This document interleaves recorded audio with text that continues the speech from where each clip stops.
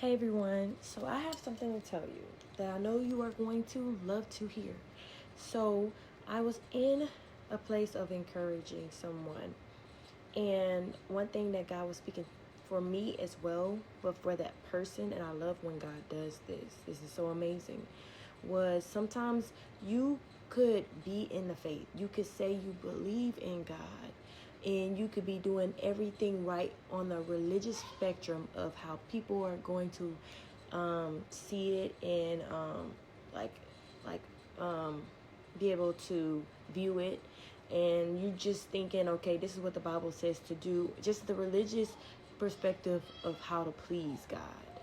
And the Bible says, you please God with your faith, but you also to really my food is to do the will of my Father. That's what Jesus said. To also do His will, not just to do what you think you should do. Is to actually do what God has created you on this earth to do. Because there's so many people that can be doing your job, that could be good people, but they won't be the right people. So therefore, they will fail at it. If I'm saying this correctly, they will fail at it because they might be a good person of the faith, but they weren't designed for that certain level. Everyone has a level of faith. Everyone has like a measure.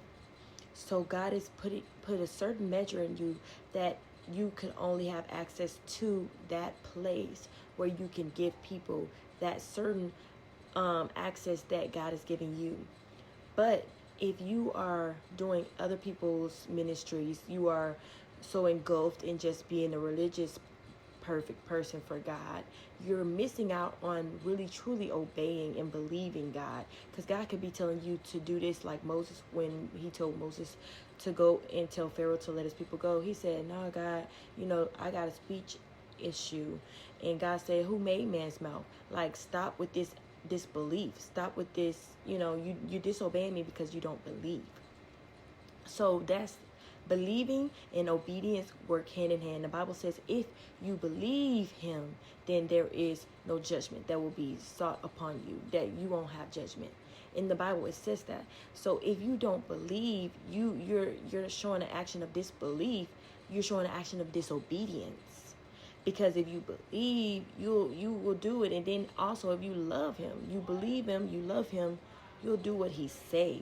So then now when God tell you to do something, because you believe Him and you love Him with all your heart, all your mind, and all your strength, it's gonna be like, it's gonna be second nature for you to do what He say, because you believe, you love Him with everything. Because you gotta first believe Him. The Bible says you have to first believe that He exists before you come to Him. So you have to have faith. You have to believe in that He exists. You have to believe that He is who He is. And then you come to Him because, now you obey in His word that says, love the Lord with all your heart, all your mind, all your strength.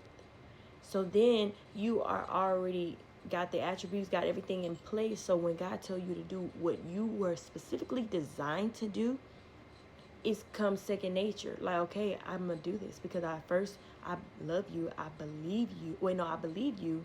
So I'm going to obey your word because I do believe. I do have the reverence and fear of you, knowing that you are real, you are all powerful. And then if your word says love Him with all your heart, the Bible says that if you love me, you will do what I say. So it all intertwines.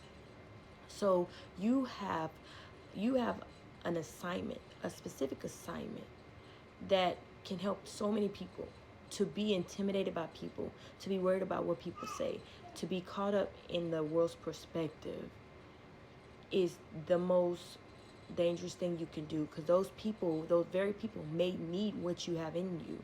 They probably been crying out, but you got your own perspective of how they're going to judge you, but they probably be the ones that's crying out for you, what you have in your very like being.